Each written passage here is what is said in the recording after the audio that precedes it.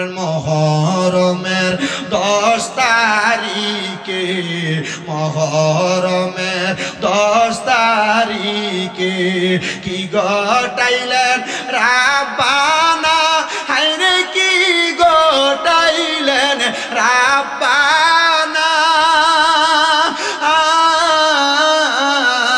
কলিজা ফাটিয়া যায় গো শুনিলে তার ঘটনা মহরমের 10 তারিখে মহরমের কি গটাইলেন রাব্বানা হায়রে কি গটাইলেন রাব্বানা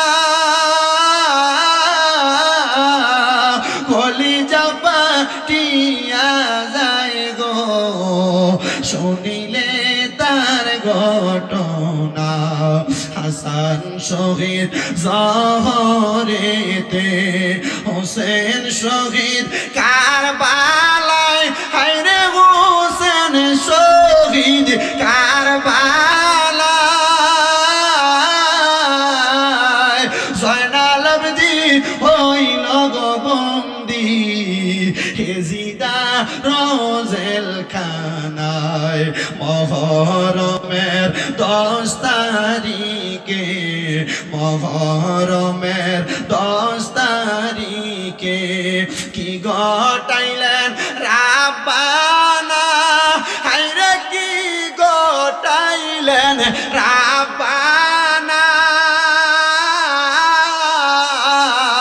কলিজা ফাটিয়া যায় গো শুনিলে তার ঘটনা আহারে মহরমের চাঁদ রে আহারে মহরমের চাঁদ রে ও চাঁদ তুমি দেখা দিও না ও চাঁদ তুমি দেখা দিও না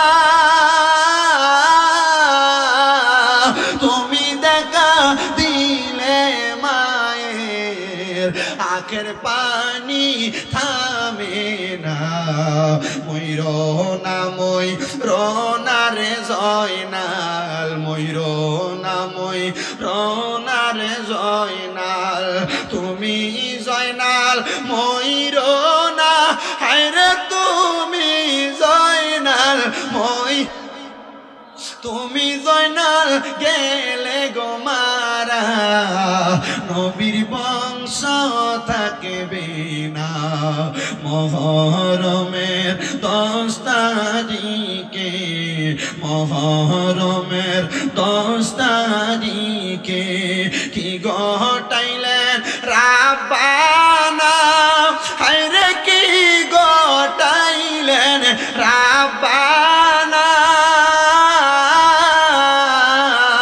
কলিজা ফাটিয়া যায় গো শুনিলে তার ঘটনা আরে কলিজা ফাটিয়া যায় গো শুনিলে তার ঘটনা মহরমের 10 তারিখে কি গটাইলেন রাব্বানা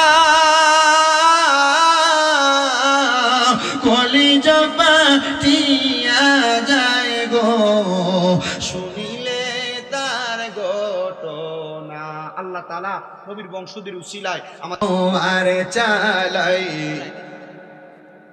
যে সময় এজিদের দল হুসাইনের গলায় তলোয়ার চালায় হে হুসাইন নবীজির আওলাদ সালাম জানাই মোরা তোমায় যে গলায় চুমু খেতেন আল্লাহর হাবিব নবী মুস্তাফায় কিভাবে সেই গলাতে নীল তারা তীরের আগায় কিভাবে সেই গলাতে এজিদের দল তল তলোয়ার চালাই হে হোসেন নবীজি औलाद সালাম জানাই মোরা তোমায় যে মাথায় হাত বুলিয়ে ঘুম পাড়াতেন আম্মা ফাতিমায় কিভাবে সেই মাথাকে নীল তারা তীরের আগাই হে হোসেন নবীজির औलाद সালাম জানাই মোরা তোমায় সালাম জানাই মোরা তোমায় 6 মাসের দুধের শিশু আলী আঙ্গুর কাতর পানির পিপাসায় 6 মাসের দুধের শিশু আলী আঙ্গুর কাতর পানির পিপাসায় কিভাবে সেই শিশুকে তীর মারিল দুষ্ট এ জিদায় কিভাবে সেই শিশুকে তীর মারিল দুষ্ট এ জিদায় হে হোসেন নবীজির औलाद সালাম জানাই মোরা তোমায় সালাম জানাই মোরা তোমায় মুঝে को फवालो मुसाफिर न समझो मैं आया नहीं हो बुलाया गया हो मैं आया नहीं हो बुलाया गया हो कि मेहमान बना कर सताया गया हो मैं रोया नहीं हो रुलाया गया हो खुदा जाने कैसी है मेजबानी 72 प्यासों कहे बंद पानी मुकद्दर में हो ज़िकौसर का पीना मैं प्यासा नहीं हो पिलाया गया हो झुका था जो सर गाने खुदा में वही सर कलम हो गया करबला में शहादत की मंजिल को पाया हो मैंने मैं मुर्दा नहीं हो जिलाया गया हो मुर्दा नहीं हो जिलाया गया हो मुझे कोफा वालों मुसाफिर न समझो मैं आया नहीं हो बुलाया गया हो বাংলা ভাষায় একজন শায়ের লিখছিল হে কুফাবাসী আমি তো তোমাদের কাছে এমনি এমনি আসি নাই তোমরা আমাকে দাওয়াত করে আনছো কিন্তু এইভাবে কেন আচরণ বন্ধুরে আমার নবী বলেন একদিন শীতের সময় সকালবেলা কালো রঙের একটা চাদর লাগাইয়া আমি নবীজি ওই চাদরটা গায়ে দিয়ে আমি মা ফাতেমার বাড়ির দিকে রওনা করতেছি আমি যখন রওনা করলাম মসজিদে কুবার দিকে রওনা করি এমন টাইমে আমার সামনে খাতুনে জান্নাত ফাতেমার বাড়ি আমার মনটা টান দিল কারণ ফাতেমার দুইটা ছোট ছোট সন্তান আছে একজনের নাম হযরতে ইমাম হাসান একজনের নাম ইমাম হুসাইন রাদিয়াল্লাহু তাআলা আনহুমা ইমাম হাসান হুসাইন কোন সাধারণ ব্যক্তি বর্গের নাম নয় মনে রাখতে হবে আমরা যারা যুবক দাবি করি ইমাম হাসান আর হুসাইন হলো সেই যুবকদের জান্নাতের সর্দার সুবহানাল্লাহ পড়বেন না আমরা যারা যুবক দাবি করি যুবক অবস্থায় যদি ইন্তেকাল করি আর এই অবস্থায় যদি ইমাম হাসান আর হুসাইনকে আমরা মহাব্বত করি, ভালোবাসি, এই হাসান হুসাইন আমাদের যুবক যারা আমাদের সর্দার হবে। আপনারা সুবহানাল্লাহ বলতে অলসতা করতেছেন, একটু মহাব্বতে বলেন না সুবহানাল্লাহ। খাতুনে জান্নাত ফাতেমার বাড়ির উদ্দেশ্যে আমি যখন মসজিদে কুবার উদ্দেশ্যে রওনা করি, খাতুনে জান্নাত ফাতেমার বাড়ির সামনে যাইয়া আমি দয়াল নবী ঘরের দরজায় সালাম প্রদান করলাম, আসসালামু আলাইকুম ইয়া আহলে বায়াত। আমি যখন সালাম দিলাম আমার ঘরের দরজাটা খুললেন খাতুনে জান্নাত ফাতেমা। আমি নবী কালো রঙের চাদরটা লাগাইয়া খাতুনে জান্নাত ফাতেমার ঘরের সামনে দাঁড়াইলাম। খাতুনে জান্নাত আমাকে আহলান সাহলান মারহাবান বইরা ঘরে ডাকলেন। আমি নবী খাতুনে জান্নাত ফাতেমার ঘরের মধ্যে ঢুকার সাথে সাথে এবার হযরত আলী রাদিয়াল্লাহু তাআলা আনহু আগমন করলেন। মা ফাতেমার স্বামী হযরত আলী যখন আগমন করলেন, আমার দয়াল নবী ডাক দিয়া কয়, ফাতেমা, ও ফাতেমা, আমার হাসান আর হুসাইন আমার দুইজন প্রাণের নাতি কোথায়?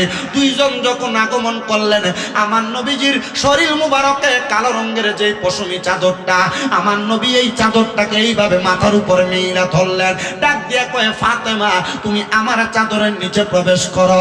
ডাক দিয়া কয়, ও মওলা আলী, তুমি আমার চাদরের নিচে প্রবেশ করো।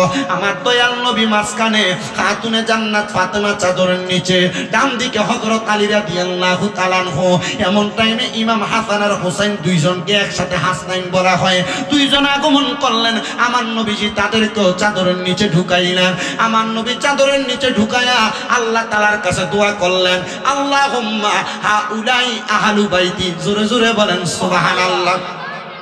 নবী আমার দোয়া করলেন, আল্লাহ আপনি তাদেরকে কবুল করেন, এরা হলো আমার আহলে বায়াত। আমার আল্লাহ তাআলার সাথে সাথে আয়াত নাযিল করে দিলেন, বিসমিল্লাহির রাহমানির রাহিম, ইন্নামা ইউরিদুল্লাহু লিইয়ুযহিবা আনকুমুর রিজসা আহলাল বাইতি ওয়া ইউতাহহিরাকুম তাতহীরা।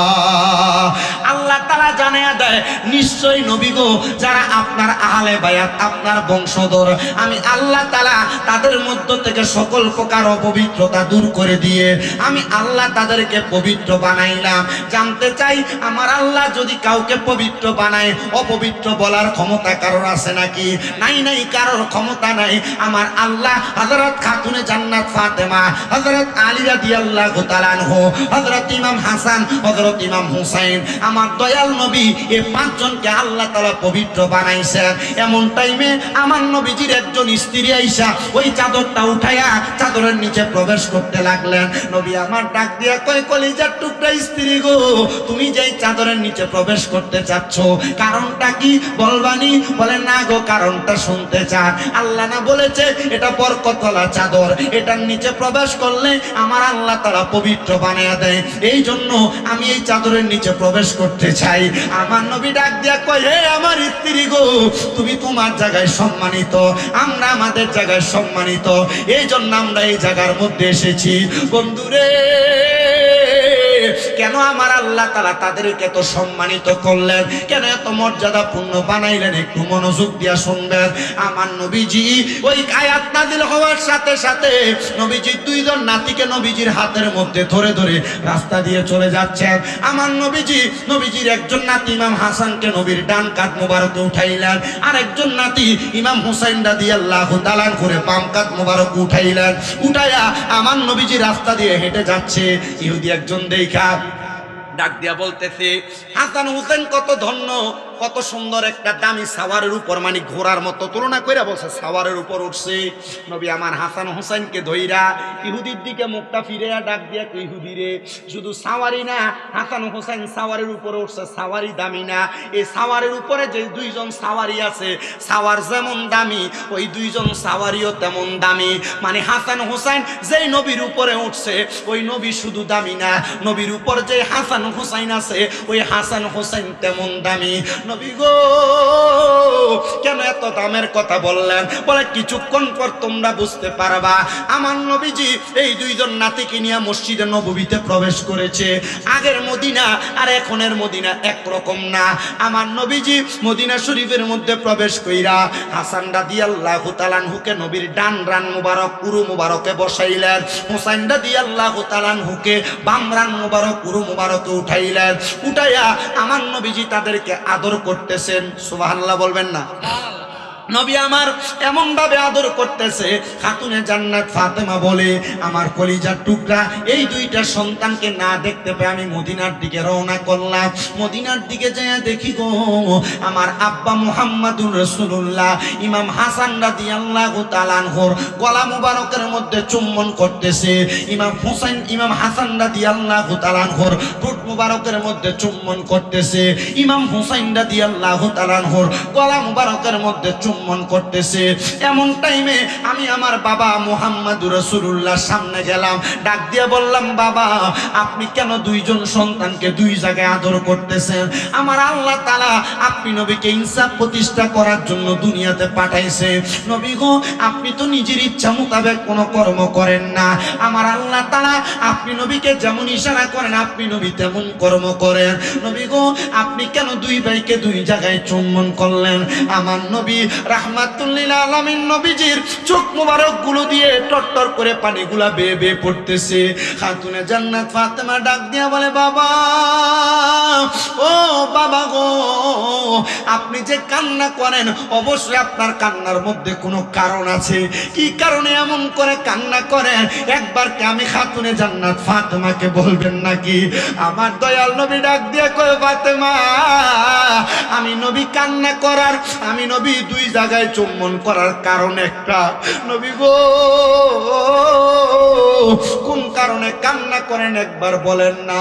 নবী আমার ডাক দিয়া কয়, ও ফাতেমা কিছুক্ষণ আগে আল্লাহ তাআলার ফেরেশতা মুআল্লিমুল মালাইকা হযরত জিবরাইল আলাইহিস সালাতু ওয়াস সালাম আমি নবীর সামনে আগমন করছে।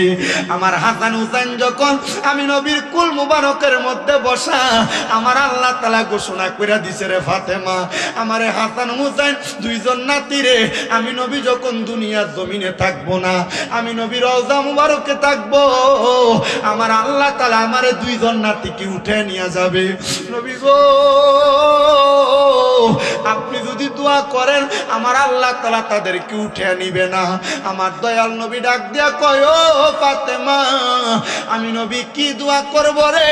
আজ জিবরাইল আলাইহিস সালাতু ওয়াস সালাম যখন আমি নবীরে খবর দিছে আমি নবীরে দুইটা কলিজার টুকরা নাতিরে নিয়ে যাবে, আমি জিবরাইলকে বললাম, ও গো জিবরাইল আমি নবীরে দুইজন নাতির আগে আমি নবীর দুইজন সন্তান ছিল, একজনের নাম তৈয়ব আরেকজনের নাম তহের। আমার দুইটা সন্তানকে আমার আল্লাহ তাআলা উঠে নিয়ে গেছে। আমি আমার আল্লাহ তাআলার কাছে কোনো কিছু চাই না ফাতেমা রে। কিন্তু আমি নবীজি হাসান হুসাইনের নেওয়ার খবর যখন আমার কাছে আমার আল্লাহ পাঠাইছে, আমি আমার আল্লাহর কাছে ফরিয়াদ জানাইছি, আল্লাহ ইমাম হাসান হুসাইন তো জান্নাতের যুবকদের সর্দার, আপনি যদি তাদেরকে উঠে নিয়ে যান, ও আল্লাহ আমার হাসান হুসাইন দুনিয়াতে বড় হইলে আমি নবীজির উম্মতদেরকে পথ প্রদর্শন করাবে, সিরাতুল মুস্তাকিমের দিকে নিবে। আল্লাহ আমার হুসাইন আর হাসানকে আপনি নিয়ে যায়েন না, আর যদি নিয়ে যান আপনি বলেন না এদের শহীদের বিনিময়ে আপনি আমি নবীরে কি দান করবেন? জিবরাইল ডাক দিয়ে কয়, আল্লাহ আপনার বন্ধু তো হাসান হুত করেছে, ও বন্ধু মুহাম্মাদুর রাসূলুল্লাহ বলে দিলাম গো আপনি নবী তো আপনার উম্মতের পাগল। ইমাম হুসাইন কারবালার ময়দানে যখন শহীদ হয়ে যাবে, হুসাইন রাদিয়াল্লাহু তাআলা আনহুর গলা মুবারক থেকে যত ফোঁটা রক্ত মুবারক মাটিতে পড়বে, প্রত্যেক ফোঁটা রক্ত মুবারকের বিনিময় আমি আল্লাহ তাআলা আপনি নবীর লক্ষ লক্ষ কোটি কোটি গুনাহগার উম্মতকে আমি আল্লাহ তাআলা জান্নাত দান করে দিব। জোরে সুরে পড়ি সুবহানাল্লাহ। এ মুসলমান ইমানদারেরা এই মাসটা চলতেছে পবিত্র জিলকদ মাস, এরপরে জিলহজ মাস, জিলহজের পরে যেই মাসটা আসবে সেই মাসটার নামই হলো মুহররম মাস। ওই মুহররম মাসের 10 তারিখে ইমাম হুসাইন রাদিয়াল্লাহু তাআলা আনহুকে শাহাদাত করা হয়েছে, এমনি করা হয় নাই রে। আমার নবীজি ডাক দিয়ে কই, জগতের মানুষের দলেরা, আমি দয়াল নবী রাহমাতুল লিল আলামিন নবীজির এই দুইজন নাতিকে যখন কতল করা হবে, কতলের পূর্ব মুহূর্তে আমার নাতি ওই কারবালাতে একজন দুইজন যায় নাই, ৭২ জন সদস্য কারবালার ময়দানে গেছে। কিন্তু এই ৭২ জন সদস্যের মধ্যে একজন একজন কইরা প্রত্যেকটা সদস্যকে কারবালায় কতল করা হয়েছে। কিন্তু আমার নাতি ইমাম হুসাইন যখন কারবালার ময়দানে যুদ্ধ করতে যাবে, হুসাইন রাদিয়াল্লাহু তাআলা আনহুর হাতের মধ্যে হযরত আলী রাদিয়াল্লাহু তাআলা আনহু তরবারিটা নিয়া আমির হামদার বর্মটা বুকের মধ্যে লাগায়া রওনা করে সামনে চলে গেছে। সামনে যা দেখতেছে শত শত ইজিদ বাহিনীরা তাড়ানো, আর ইমাম হুসাইন একা যুদ্ধ করতে আসছে। মুসলমান মনে রাখতে হবে, আপনার আমার যদি ইমানি জজবার পাওয়ার থাকে, যদি বেঈমানেরা যদি বাতিল ফেরকারা লক্ষ লক্ষ হাজার হাজার থাকে, ইমানদারের কাছে হাজার হাজার লক্ষ লক্ষ বাতিল ফেরকা মশার মতো, তাদের সাথে কোনোদিন পারবে না। কথা কোন না ঠিক কিনা? এই জন্য আপনাকে আগে ইমানটারে ঠিক করতে হবে। কথা কই না, ঠিক না বেঠে? আল্লাহ তাআলা আমাদের ইমান পরিপূর্ণ করার তৌফিক দান করুন। আমিন পড়েন, মহাব্বতে পড়েন আমিন। আব্বাজির আপনারা যারা এখানে বসেছেন, আপনাদেরকে অন্তরস্থল থেকে আল্লাহর দরবারে জাযাকুমুল্লাহ খাইরান দান করার জন্য আমি আল্লাহর কাছে দোয়া করি। বলে কেন? কারণ এই যে গরম দিয়ে আপনারা বৈশা রয়েছেন, এটা আপনাদের খুব কষ্ট হচ্ছে।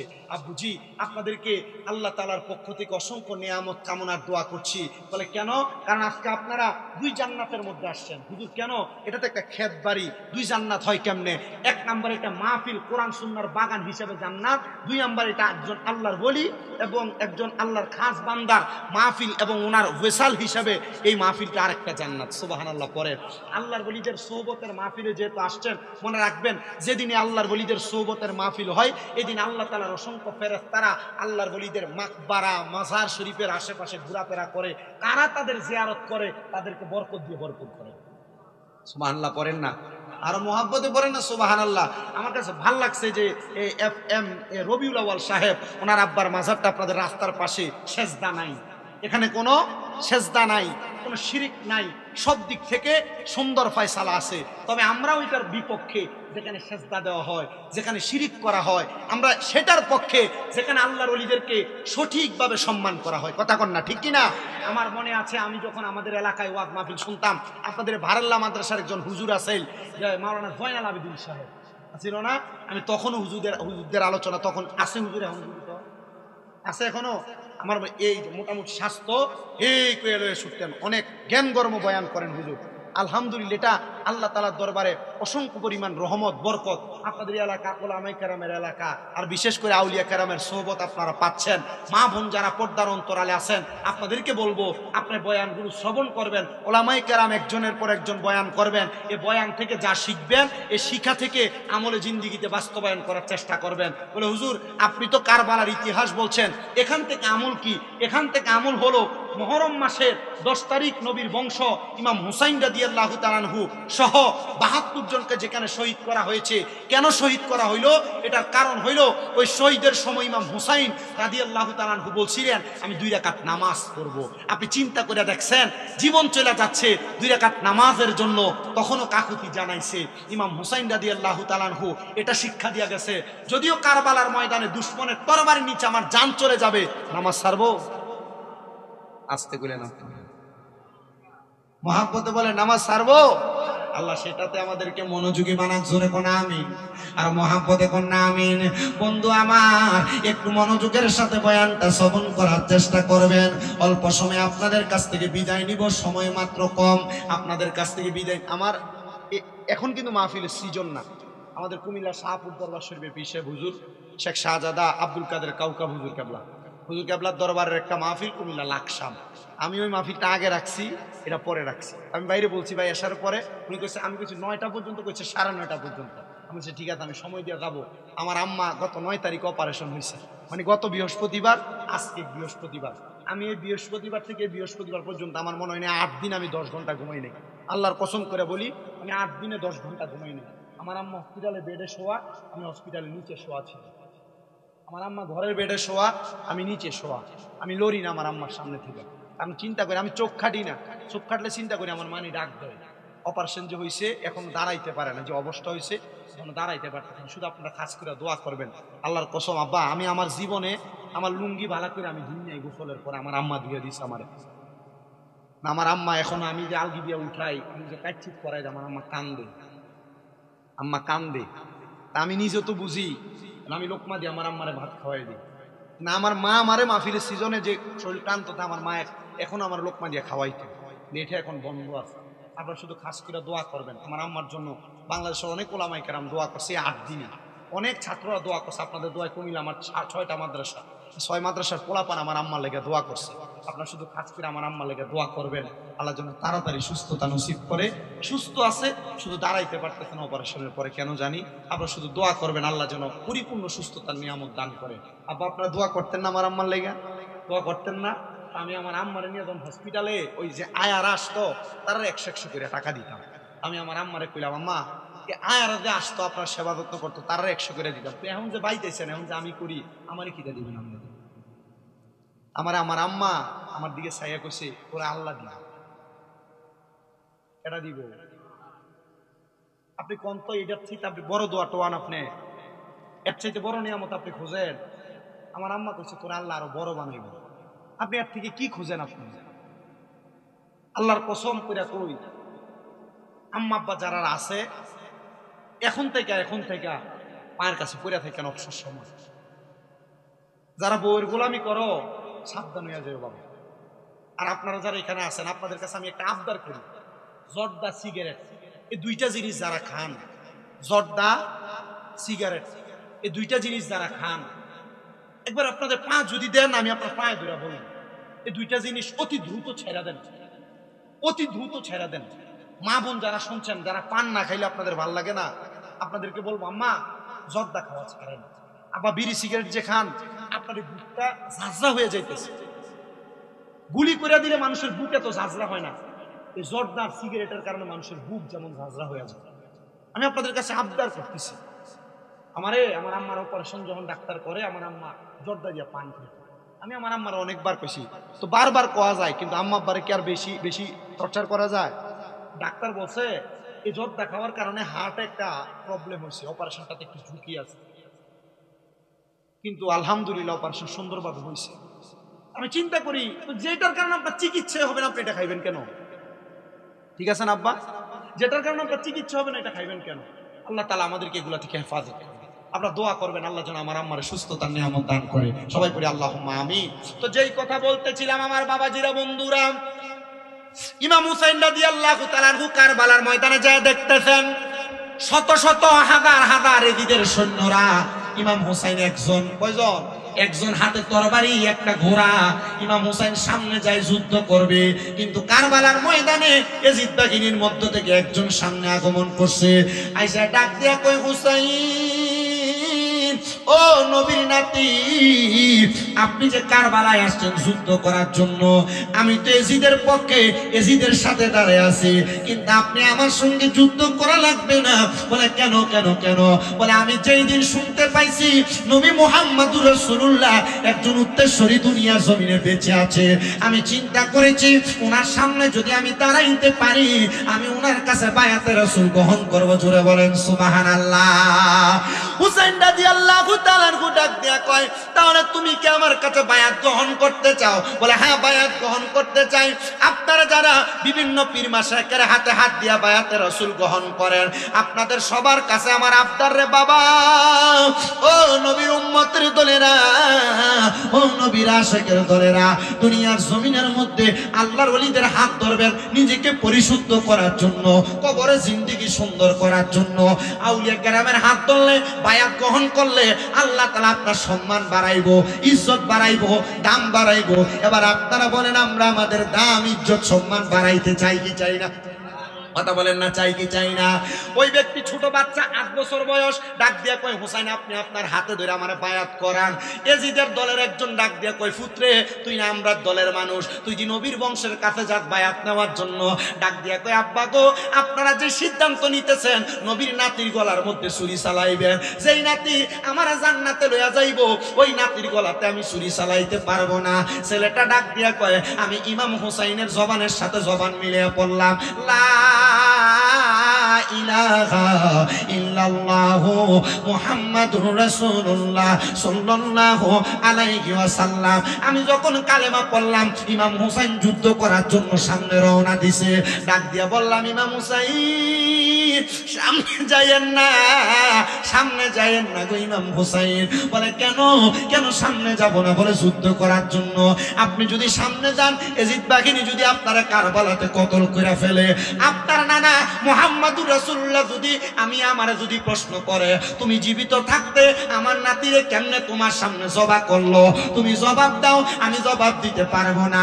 আমার হাতে তরবারিটা দেন না গো, আমি ছোট মানুষ, আগে যুদ্ধ করার জন্য যাই। কিতাব প্রমাণ করে, সামনে কারবালা কিতাব পড়া দেখলাম, ওই ছোট বাচ্চা হাতের মধ্যে তরবারি নিয়া এক এক কইরা 80 জনে জিদ বাগিনীরে কতল কইরা দিছে। ছোট্ট বাচ্চাটার আব্বা কয়, কি রে আমার সন্তানের বয়স তো কম, তার শরীরে এমন শক্তি আসলো কোথা থেকে? ইমাম হুসাইন কয়, আল্লাহর কসম করে বলি রে, ইমানের কালিমা যারা পড়ে, ইমানের কালিমা যারা অন্তরের মধ্যে থাকে, এরার মরণের আগ পর্যন্ত ইমানের পাওয়ার দিয়া আল্লাহ তাআলার ফেরেশতার সহযোগিতা নিয়া শয়তানের সঙ্গে পর্যন্ত তারা যুদ্ধ করতে পারে। ছোট বাচ্চার আব্বাটা পেছন দিয়ে যে বাচ্চাটার গর্দান আলাদা করে দিছে। ওই কারবালার ময়দানে যত সৈন্য ছিল, সব সৈন্য তাকে দেখে ছোট বাচ্চাটারে আসমান থেকে অসংখ্য পরিমাণ রহমতের ফেরেশতা উপরের দিকে উঠায় নিয়ে যাচ্ছে। কে নিচ্ছে তারা বুঝতেছে না। ইমাম হুসাইন কয়, এ বাচ্চাটা আমার কাছে ইসলাম ধর্ম গ্রহণ করছে, কিন্তু বাচ্চাটা ইসলাম ধর্ম গ্রহণ করার পর তার কোনো নাম নাই, তোমরা দেখতেছো তার উপরে নিয়ে যায়, কে নেই তোমরা দেখো না? আমি ইমাম হুসাইন বললাম, তাকে জান্নাতের হুরেরা উপরের দিকে নিয়ে যাচ্ছে, আমি তার নাম রাখলাম হুরে জান্নাত। কারবালার ইতিহাসের মধ্যে এই হুরে জান্নাতের নাম এখনো পর্যন্ত বিরাজমান। ও বাবা, ওই কারবালার ময়দানে ইমাম হুসাইন যুদ্ধ করতেছেন, করতে করতে করতে কারবালার ময়দানে ইমাম হুসাইনকে শহীদ করা সম্ভব না। ইমাম হুসাইনকে যারা শহীদ করছে, মনে রাখবেন, এজিদ বাহিনীর ভিতরে হাফেজে কোরআন ছিল 70 জন। কয়জন? অসংখ্য কোরআনে হাফেজ ছিল, অসংখ্য মুফতি ছিল। হুজুর মুফতি হইয়া হাফেজে কোরআন হইয়া নবীর বংশের গলায় ছুরি চালাইলো। আব্বা, মুফতি আর হাফেজে কোরআন হইয়া নবীর বংশে চুরি চালাইছে, এটা আমার কথা আর আপনার কথা না। নবী বলছে, আমার মজলিসে বসা ছিল, আমার সাথে খাবার খাইতো, আমার পেছনে নামাজ পড়তো, এরা মুনাফিক। আমি নবীর পেছনে যায়া দারুন নদুয়াতে আমি নবীর ব্যাপারে দুশ্মনী করছে, আমি নবীকে হত্যা করার জন্য তারা পরামর্শ করছে, তা আমার নাতিরে তারা কতল করবে, এটা স্বাভাবিক কথা। ইয়া রাসূলুল্লাহ, তাহলে কিভাবে ইমানের পরিপূর্ণতা আসবে? বলে, শোনো, দুনিয়াতে দাড়ি টুপি পাগড়ি পাঞ্জাবি দ্বারা ইমানের পরিপূর্ণতা নয়। ইমানের পরিপূর্ণতা হইল আল্লাহ রসুল সাল্লাল্লাহু আলাইহি ওয়াসাল্লামের প্রতি বিশ্বাস ধারণ করে দুনিয়াতে এমন ভাবে নিজেকে তৈরি করা যে আমি দুনিয়া থেকে ইন্তেকাল করার পর আমি কান্না করব না, দুনিয়ার মানুষ আমার জন্য কান্না করবে। কথা কন না, ঠিক কিনা? আল্লাহ তাআলা এমন জীবন আমাদের তৈরি করার তৌফিক দান করুন। সবাই জবান খুলে পড়ি আল্লাহুম্মা আমিন। ইমাম হুসাইন রাদিয়াল্লাহু তাআলা আনহু কারবালার ময়দানে যুদ্ধ করে। ইমাম হুসাইনের বুক বরাবর অনেকগুলা তীর মারছে। শিমন নামক এক ব্যক্তি আইসা ইমাম হুসাইনকে ডাক দিয়ে কয়ে, ইমাম হুসাইন, আপনি এখনো বলেন আপনি আমাদের কাছে বায়াত গ্রহণ করবেন, নবীর নাতি বায়াত গ্রহণ করবে এজিদের কাছে, এটা তো বেমানান বিষয়, কখনো করতে পারে না। ইমানদার কখনো বেঈমান মুনাফিকের কাছে মাথা নত করতে পারে না। ইমাম হুসাইন রাদিয়াল্লাহু তাআলা আনহু যখন ওই জায়গার মধ্যে তার কাছে বায়াত গ্রহণ করেন না, এমন টাইমে রে বাবা ইমাম হুসাইন রাদিয়াল্লাহু তাআলা আনহু ডাক দিয়া বলতেছে, তুমি আমাকে এখনো পর্যন্ত গর্দানে আর বুকের মধ্যে বইসা আমারে কতল করার চেষ্টা করো। আল্লাহর কসম করে বলি, ইমাম হুসাইনের গলা মুবারক বরাবর একবার দুইবার তিনবার পর্যন্ত ছুরি চালাই, ইমাম হুসাইনের গলা মুবারক কাটতেছে না। ডাক দিয়া কয়ে, শিমত, আমার গলা তো তুমি কাটতে পারবা না। বলে, কারণটা কি? অন্য কোনো কারণ না, অন্য কোনো কারণ না, আমার এই গলা মুবারকের মধ্যে ওই যে ছোটবেলায় আমার নানা মুহাম্মদুর রাসূলুল্লাহ চুম্বন করেছে, নবীদের বরকতওয়ালা রহমতওয়ালা ঠোঁট মুবারক যে গলাতে লাগছে, এই গলা কখনো তরবারি দিয়ে কাটতে পারবা না। সময় দাও, সুযোগ দাও। আমি ইমাম হুসাইন কারবালার ময়দানে 2 রাকাত নামাজ আদায় করি। এবার কারবালার ময়দানে ইমাম হুসাইন রাদিয়াল্লাহু তাআলা 2 রাকাত নামাজে দাঁড়ায় গেছেন। আল্লাহু আকবার বলে 1 রাকাত নামাজ শেষ করছেন। আল্লাহু আকবার বলে 2য় রাকাত নামাজ পড়ার জন্য রুকু করছেন। একটা সিজদা আদায় করেছে।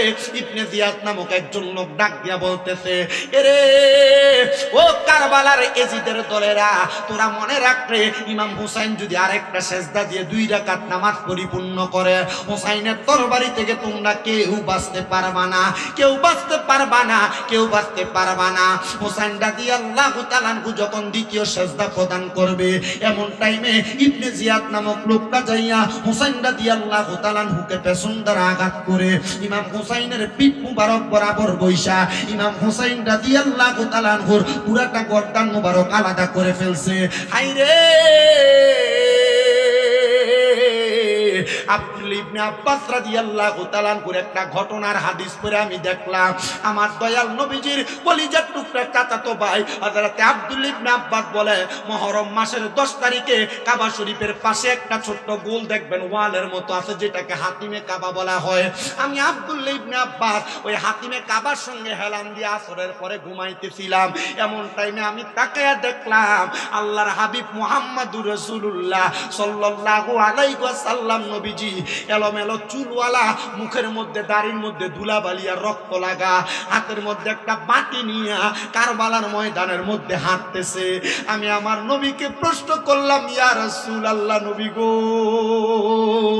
কারবালার ময়দানে মাথার চুলগুলো এলোমেলো, মুখটা ঠুট মুবারক, দাড়ি মুবারক গুলা রক্তাক্ত আর ধুলাবালি দেখা যায়, ও নবী আপনার কেন এমন অবস্থা? আর আপনার হাত মুবারকটা পেয়ালা দেখা যায়, বাটি দেখা যায় কেন গো নবী? আমার নবী আব্দুল ইবনে আব্বাসের স্বপ্নে ডাক দিয়া কয়, হে আব্দুল ইবনে আব্বাস, জানো ওই কারবালার ময়দানে হেজিদের দলেরা আমার নাতি ইমাম হুসাইনের গলা মুবারকের মধ্যে তরবারি চালায়া কল্লা মুবারক আলাদা করে দিছে, দেহ মুবারক আলাদা করে দিছে। আমি নবীজি ইমাম হুসাইনকে চুমা দিতাম, আদর করতাম, ওই গলা মুবারক আর ঠোঁট মুবারকে আমি চুমা দিছি বিদায়। কারবালার ধুলাবালি গুলা আমি নবীর ঠোঁট মুবারকে, রক্ত গুলা আমি নবীর দাড়ি মুবারকে। নবী বুঝতে পারলাম গো, হাতের মধ্যে যে পেয়ালা নিয়ে রাখছেন, এই পেয়ালাতে যে রক্ত দেখা যায়।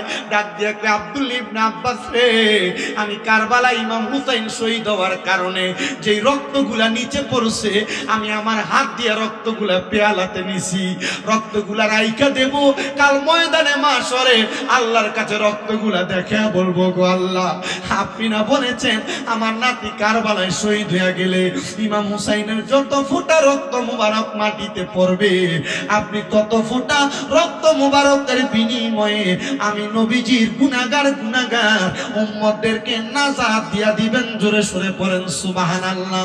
আব্বুজি ওই মুহররম মাসের 10 তারিখে ইমাম হুসাইনের শাহাদাত দিবস, ইমাম হুসাইন রাদিয়াল্লাহু তাআলা ওই দিন শাহাদাত বরণ করেছে। ওনাকে স্মরণ করবেন, ওনাদেরকে স্মরণ করে দোয়া দুরূদ পড়বেন। আল্লাহ তাআলা আমাদেরকে নবীর বংশদেরকে স্মরণ করার তৌফিক দান করুন। জোরে জোরে পড়েন আমিন।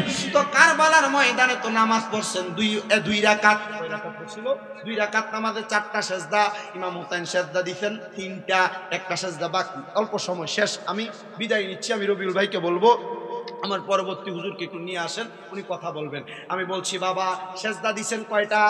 3টা, বাকি আছে কয়টা? খাতুনে জান্নাত ফাতেমা নবীর কাছে বলছিল, ও নবী, জীবনের শেষ নামাজটা আল্লাহ তাআলা কি ইমাম হুসাইনের দুনিয়াতে পড়তে দিবে না? আপনি আমার আল্লাহর কাছে দোয়া করেন না, আমার আল্লাহ যেন ইমাম হুসাইনকে বাকি আরেকটা সেজদা দুনিয়াতে দেওয়ার সুযোগ দেয়। নবী আমার ডাক দিয়া কয়, ফাতেমা, ও খাতুনে জান্নাত ফাতেমা, ইমাম হুসাইনের আরেকটা সেজদা এই দুনিয়াতে দিবে না, আরেকটা সেজদা কাল ময়দানে মাশরে দিবে। ইমাম হুসাইন ততক্ষণ সেজদা থেকে মাথা মুবারক উঠাবেন না যতক্ষণ আমি নবীজির একটা উম্মত জাহান্নামে থাকবে। আমরা তো জানি নবী উম্মতের জন্য সেজদায় পড়বে, কিন্তু নবী সেজদায় পড়ার আগে নবীর নাতি সেজদায় পড়ে আমাদেরকে নাজাত করে জান্নাতে নিয়ে যাবে। জোরে সরে পড়েন না বাবা সুবহানাল্লাহ। এজন্য একটু মহাব্বতে ওই মুহররমের 10 তারিখকে স্মরণ করে আমার সাথে মুহররমের একটা গজল গাইবেন, আমি বিদায় নিব। মহাব্বতে বলেন, পারে কি পারে না মুসলমান ও নবীর উম্মতের দলেরা যারা বারেল্লা এলাকার মাহফিলে বসে গেলেন, আপনাদেরকে আন্তরিকতার সাথে আমি কয়েক মর্তবা ওয়াজ শুনে এখান থেকে বিদায় নিব। যেহেতু আমার সময় কমই, তাড়াতাড়ি করে কথাগুলো বলার চেষ্টা করব। ধৈর্যের সাথে মনোযোগের সাথে শোনার চেষ্টা করবেন। আমি আপনাদের কাছে কোরআনুল কারীমের দুইটা আয়াতে কারিমা তেলাওয়াত করেছি। ওই দুইটা আয়াতে কারিমা আমার আল্লাহ তাআলা সাধারণ কোনো ব্যক্তিদের ব্যাপারে নাজিল করেন নাই। বলে আল্লাহ আপনি কার ব্যাপারে আয়াতগুলা নাজিল করলেন? আমার আল্লাহ ডাক দিয়া কয়, জগতের বান্দার দলেরা, আমি দুনিয়ার জমিনের মধ্যে আমি আল্লাহ তাআলা প্রকাশ হওয়ার জন্য আমার নবী মুহাম্মদ মুস্তাফা আহমদ মুস্তাফা সাল্লাল্লাহু আলাইহি ওয়াসাল্লাম নবীজিকে প্রেরণ করলাম। আল্লাহ কোরআনে কয়, হুয়াল্লাযী আরসালা রাসূলাহু বিল হুদা ওয়া দীনিল হাক্কি লিইয়ুযহিরাহু আলা দীনি কুল্লিহি ওয়ালাউ কারিহাল মুশরিকুন।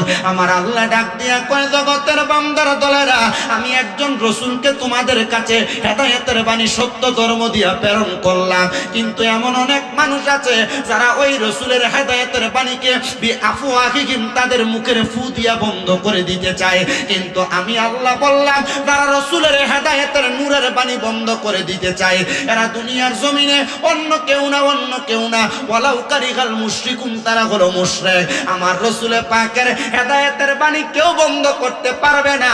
এই দুনিয়া থাকবে যতদিন রাসূল পাকের হেদায়েতের বাণী থাকবে ততদিন, এই দুনিয়া থাকবে যতদিন কোরআনের নূর থাকবে ততদিন, এই দুনিয়া থাকবে যতদিন নবীর নূরের আলো থাকবে ততদিন, এই দুনিয়া থাকবে যতদিন আউলিয়া কেরামের বাতাস থাকবে ততদিন, এই দুনিয়া থাকবে যতদিন মানুষ মানুষের মাঝে ভেদাভেদ দ্বন্দ্ব ভুইলা ইসলামের ভ্রাতৃত্ব থাকবে ততদিন। কথা কোন ঠিক কিনা?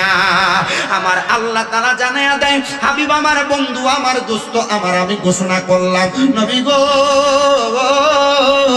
ও মায়ার নবী আপনার কাছে ঘোষণা করলাম, কুল্লা আসআলুকুম আলাইহি আজরান ইল্লাল মাওয়াদ্দাতা ফিল কুরবা। নবী গো আপনি তাদেরকে জানায়া দেন আমি আল্লাহ যে তাদেরকে সৃষ্টি করলাম, এখানে তারা দ্বারা উদ্দেশ্য হলো দুনিয়ার মানব সমাজ। আমার আল্লাহ কয়, বন্ধু দুনিয়ার মানব জাতিকে জানাইয়া দেন আমি আল্লাহ তাদের কাছে কোনো ভাড়া চাই না, আমি আল্লাহ তাদের কাছে কোনো বিনিময় চাই না। আল্লাহ গো কিসের ভাড়া কিসের বিনিময় আপনার কাছে জানতে চাই। আমি জানতে চাই বাবা আপনারা বলেন না বারেল্লা এলাকার মধ্যে যত মানুষ বসবাস করে এই জায়গা তার বাবার দিন না, এই জায়গা তার দাদার দিন না, এই জায়গা তার বড় বাবার দিনের, কিন্তু বলেন মূলে এই জায়গার মালিক একজন, তিনি কে? কথা কয় না, এই জায়গার মালিক কে? বারেল্লা বাজার থেকে যদি কংসনগর বাজার যান একটা দোকান ভাড়া নেন, ভাড়া লাগবে নি? ভাড়া লাগবে কি লাগবে না? আল্লাহ কয়, বন্ধু আমার আপনি তাদেরকে জানাইয়া দেন তারা যে দুনিয়াতে বসবাস করে আমি আল্লাহ যে তারারে মায়া করে বানাইলাম, আমি আল্লাহ তাদের কাছে কোনো ভাড়া চাই না, কোনো বিনিময় চাই না। মাবুদ আপনি কোনো ভাড়া চান না, কোনো বিনিময় চান না, চানটা কি? আমার আল্লাহ কয়, নবী আপনি বইলা দেন ইল্লাল মাওয়াদ্দাতা ফিল কুরবা। আমি আল্লাহর নবী ঘোষণা করলাম আমার আল্লাহ তোমাদের কাছে আমি নবীর নিকটবর্তীদের ভালোবাসা চাই, আমি নবীর কাছের যারা, আমি নবীর আত্মীয় যারা তাদের মোহাব্বত চাই। ইয়া রাসূলুল্লাহ নবী গো আপনার কাছে জানতে চাই আপনার আত্মীয় কারা, আপনার নিকটবর্তী কারা? তো আসেন আমার নবী নবীর নিকট আত্মীয়র পরিচয় দিতেছে। নবী গো কেমনে পরিচয় দিবেন? বন্ধুরে মদিনা শরীফ থেকে দক্ষিণ কন্যার ডান কন্যার বরাবর পশ্চিম মক্কা মদিনা শরীফের কিবলা থেকে ডান কন্যার বরাবর যে রুটটা মসজিদে কুবার দিকে গেছে, এই কুবা মসজিদ এবং মদিনা শরীফের মধ্যবর্তী জায়গায় খাতুনে জান্নাত মা ফাতেমার বাড়ি। কার বাড়ি? কথা কয় না, কার বাড়ি? হে আমার বারেল্লা এলাকার পর্দার অন্তরালের মা বোনেরা, আপনারা যারা মা বাবার খেদমত করেন, আপনারা যারা স্বামীর খেদমত করেন, আপনারা যারা পর্দা করেন, আপনারা যারা নামাজ রোজা করেন, আপনারা যারা বেহায়াপনা করেন না, মনে রাখবেন আপনারা ওই মা ফাতেমার সাথে জান্নাতে যাবেন। এজন্য আমি আপনাদেরকে খাতুনে জান্নাত ফাতেমার বাড়িটা দিয়ে একটু ওয়াজটা বোঝানোর চেষ্টা করতেছি। ওই মা ফাতেমার বাড়ি আমার নবীজি প্রত্যেকদিন প্রত্যেক সপ্তাহের সোমবার দিনে মদিনা শরীফ থেকে মসজিদে কুবার উদ্দেশ্যে রওনা করতেন। ওই কুবা মসজিদের মর্যাদা হলো, কুবা মসজিদের ভিতরে 2 রাকাত নামাজ পড়লে একটা উমরা হজের সওয়াব পাওয়া যায়। 6 মাস হয় আমি সেই মসজিদে নামাজ পড়ে আসছি, 6 মাস হয় ওই মা ফাতেমার বাড়ি আমি নিজে দেখে আসছি, 6 মাস হয় মা ফাতেমার স্বামী হযরত আলী রাদিয়াল্লাহু তাআলা আনহুর আদালত দেখে আসছি, 6 মাস হয় আমি আমার দয়াল নবীজিকে ইন্তেকালের পরে যে পানি দিয়া গোসল দিতে সেই জায়গা দেখে আসছি, 6 মাস হয় আমার নবীজির থুতু মুবারক লাইগা যেই পানি লবণাক্ত কড়া ছিল সেটা মিঠা হয়ে গেছে সেটা আমি দেখে আসছি। মুহররমের 10 তারিখে, মুহররমের 10 তারিখে কি ঘটাইলেন রাব্বানা, হায়রে কি ঘটাইলেন রাব্বানা, কলিজা ফাটিয়া যায় গো শুনিলে তার ঘটনা। মুহররমের 10 তারিখে, মুহররমের কি ঘটাইলেন রাব্বানা, হায়রে কি ঘটাইলেন রাব্বানা, কলিজা ফাটিয়া যায় গো শুনিলে তার ঘটনা। হাসান শহীদ জহরেতে, হোসেন শহীদ কারবালায়, হায়রে হোসেন শহীদ কারবালায়, জয়নাল আবেদীন হইল গো বন্দী হেজিদা রোজেল খানায়। মুহররমের 10 তারিখে, মুহররমের 10 তারিখে কি ঘটাইলেন রাব্বানা, হায়রে কি ঘটাইলেন রাব্বানা, কলিজা ফাটিয়া যায় গো শুনিলে তার ঘটনা। আহারে মুহররমের চাঁদ রে, আহারে মুহররমের চাঁদ রে, ও চাঁদ তুমি দেখা দিও না, ও চাঁদ তুমি দেখা দিও না, তুমি দেখা দিলে মায়ের আখের পানি থামে না। ময়ূর না ময়ূর না রে জয়নাল, ময়ূর না ময়ূর না রে জয়নাল, তুমি জয়নাল ময়ূর না, হায়রে তুমি জয়নাল তুমি জয়নাল গেলে গো মারা, নবীর বংশ থাকবে না। মুহররমের 10 তারিখে, মুহররমের 10 তারিখে কি ঘটাইলেন রাব্বানা, হায়রে কি ঘটাইলেন রাব্বানা, কলিজা ফাটিয়া যায় গো শুনিলে তার ঘটনা। আরে কলিজা ফাটিয়া যায় গো শুনিলে তার ঘটনা। মুহররমের 10 তারিখে কি ঘটাইলেন রাব্বানা, কলিজা ফাটিয়া যায় গো শুনিলে তার ঘটনা। আল্লাহ তাআলা নবীর বংশধর উসিলায় আমার চালাই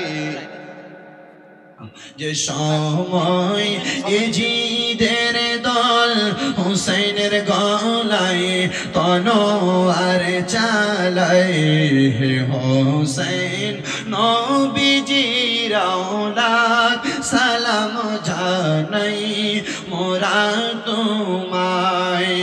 যে গলায় চুমু খেতেন আল্লাহর হাবিব নবী মুস্তাফায়, কিভাবে সেই গলাতে নীল তারা তীরের আগায়, কিভাবে সেই গলাতে এজিদের দল তলোয়ার চালাই, হে হোসেন নবীজি আওলাদ সালাম জানাই মোরা তোমায়। যে মাথায় হাত বুলিয়ে ঘুম পাড়াতেন আম্মা ফাতিমায়, কিভাবে সেই মাথাকে নীল তারা তীরের আগায়, হে হোসেন নবীজির আওলাদ সালাম জানাই মোরা তোমায়, সালাম জানাই মোরা তোমায়। 6 মাসের দুধের শিশু আলী আকবর কাতর পানির পিপাসায়, 6 মাসের দুধের শিশু আলী আকবর কাতর পানির পিপাসায়, কিভাবে সেই শিশুকে তীর মারিল দুষ্ট এজিদায়, কিভাবে সেই শিশুকে তীর মারিল দুষ্ট এজিদায়, হে হোসেন নবীজির আওলাদ সালাম জানাই মোরা তোমায়, সালাম জানাই মোরা তোমায়। মুঝে को फवालो मुसाफिर न समझो, मैं आया नहीं हो बुलाया गया हो, मैं आया नहीं हो बुलाया गया हो, कि मेहमान बना कर सताया गया हो, मैं रोया नहीं हो रुलाया गया हो। खुदा जान कैसी है मेजबानी, बहादुर पियासों कहे बंद पानी, मुकद्दर में हो ज़िकौसर का पीना, मैं प्यासा नहीं हो पिलाया गया हो। झुका था जो सर गाने खुदा में वही सर कलम हो गया करबला में, शहादत की मंजिल को पाया हूँ मैंने, मैं मुर्दा नहीं हो जिलाया गया हो, मुर्दा नहीं हो जिलाया गया हो। मुझे कोफा वालों मुसाफिर न समझो, मैं आया नहीं हो बुलाया गया हो। বাংলা ভাষায় একজন শায়ের লিখছিল, হে কুফাবাসী, আমি তো তোমাদের কাছে এমনি এমনি আসি নাই, তোমরা আমাকে দাওয়াত করে আনছো, কিন্তু এইভাবে কেন আচরণ?